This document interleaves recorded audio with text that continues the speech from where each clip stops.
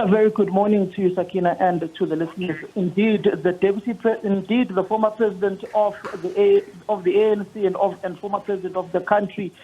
President Mbeki, has penned a letter to the Deputy President of the ANC, Paul Mashatile, detailing his concerns on how the ANC voted on the 13th of December 2022 in concern to the parliamentary report on the Phala Phala matter, which was the high panel report of the two retired constitutional judges and one lawyer, and also going on to detail how the ANC caucus on the 22nd of March 2023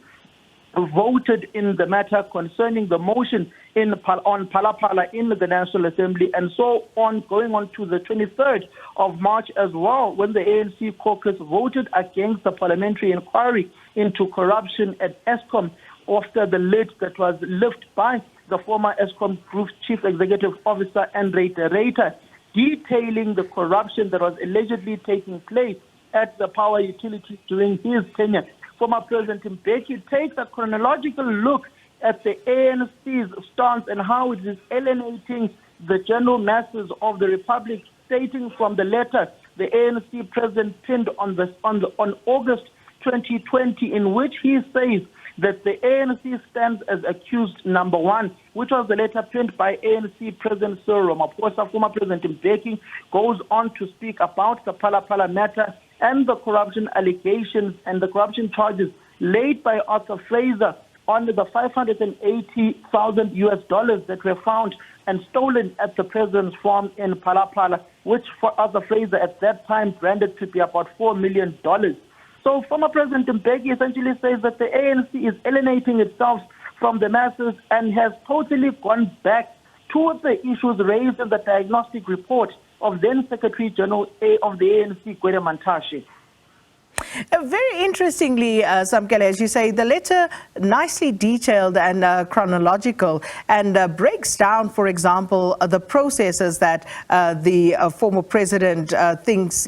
should have been embarked upon, but also raises some interesting questions, especially with regard to how the ANC voted and what that could possibly signal to the masses. For example, he said, we voted to stop the formation of the MPC with the mandate indicated above. And he asked the question why this was done, but also goes on to explain, Samkele. He goes on to explain, Sakina, that the ANC, for instance, he quotes Paul Mashatile on a question that was asked to him by Siviwe Kwarube of the DA, in essence detailing how the ANC cannot be arguing in the sense of arguing with opposition parties and differing with opposition parties without there being substance to it. He also addresses this letter specifically to the ANC's Deputy President Paul Mashatile on the virtue that he is the Deputy President of the African National Congress. For instance, let me just quote one of the issues that he raises, particularly on the issues of the Constitutional Court and constitutional democracy. He goes on to say, quote, "It was correct that we must continue to define the Constitution as one of the historic victories of the National Democratic Revolution." He goes on to quote the importance of the Constitution. I just want to get a specific point, Sakina, on this issue of this specific report on detailing on Phala Phala, because you remember just a few weeks ago when he was engaging with students of Timali at the University of South Africa, UNISA, he spoke extensively about the interim report that has been done by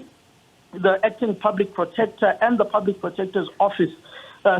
on Phala Phala, in saying that that is a preliminary report. It's not a final report, but it is rather concerning that you've got an individual who walks around with $580,000 in cash, which is very concerning and has smirks of money laundering. This specific quote, Sakina, he goes on to speak about ANC renewal. Quote, "Comrade Deputy President, I am greatly encouraged by your commitment to urgently task to ensure the genuine renewal of the ANC. As you know, the 2017 54th National Conference of the ANC spoke about the renewal of the party. He goes on to say, I mentioned this particular matter at this point to emphasize the imperative that the renewal will have to include detailed exposure of our membership to the main policies of our movement, precisely to help ensure that we have a genuine cadres of the ANC, rather than mere card-carrying members of the party, and goes on to quote relevant reports from the ANC Chief Whip, Penny Majodina, on the amendment of the country's constitution, saying it was initially meant for transformation purposes and that it no longer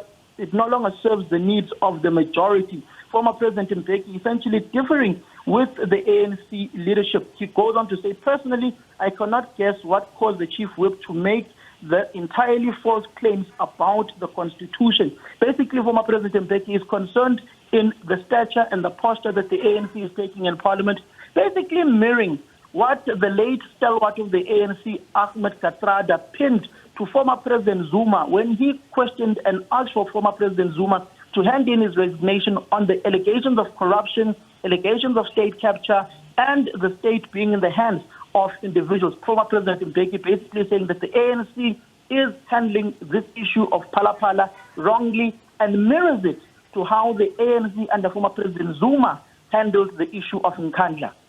And just finally, on the matter of Eskom, Samkele, the former president also goes on to point out that the ANC voted against the formation of a multi-party ad hoc committee to investigate the Eskom matter as well, and basically says that, you know, again, that should not have been the case, because he likens that to what happened at SARS. He likens it to what happened at SARS, particularly when you look at how this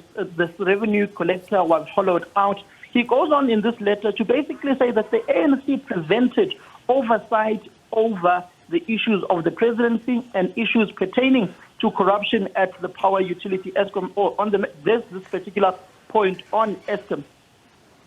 I want to get the correct quote.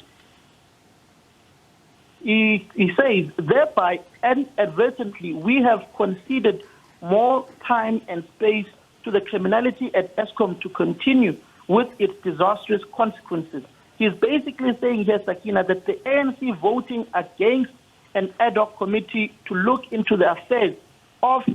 and corruption at the power utility has inadvertently conceded more time and space to the criminality at Eskom to continue with its disastrous consequences. The former president basically saying that the ANC caucus is enabling corruption to further take place at the power utility by voting against an ad hoc committee to look into the affairs of this power utility that has been ravaged over many, many years of state capture, corruption, money laundering, and particularly with the architectural defects that are there with Medupi and Kusile, and with the new minister in the presidency responsible for electricity going to all these power stations, and the lid that was lifted by Andre de Ruyter, who is the former group chief executive officer at the power utility. Just on the issue of Andre de Ruyter, the former president says, quote, in any case, the public would expect that our government would act immediately to investigate serious allegations of criminality directed at weakening the SOEs, such as those made by outgoing Eskom CEO Andre de Ruyter, when he said that Eskom was affected by serious instances of corruption, sabotage, and criminal cartels. It will have to come across to the public as a very strange and disturbing that when a proposal was made by that Parliament should undertake such a focused investigation into alleged criminality, we promptly voted against an eminently correct proposal, end of quote. So former President Mbeki saying that the ANC voted against a correct proposal to investigate criminality at the power utility, especially when you've got an administration that came about in 2019 on a ticket of clean governance, on a ticket of rooting out corruption, on a ticket of rooting out state capture.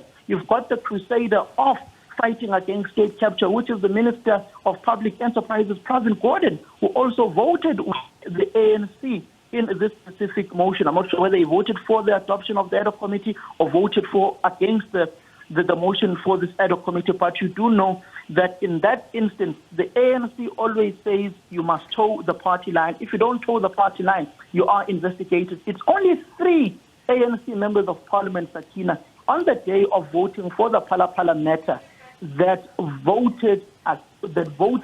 for the adoption of an ad hoc committee to look into the issues of Phala Phala. It was Dr. Nkosazana Dlamini-Zuma, it was Willem Kizet, and it was Supramwa Mapilo who walked out and never voted. But previously last year, it was Dr. Nkosazana Dlamini and 3 other MPs who voted for the adoption of that senior and high panel report on Phala Phala. But on ESCOM, former President Mbeki is saying the governing party voted incorrectly when it voted against an ad hoc committee to investigate ESCOM matters.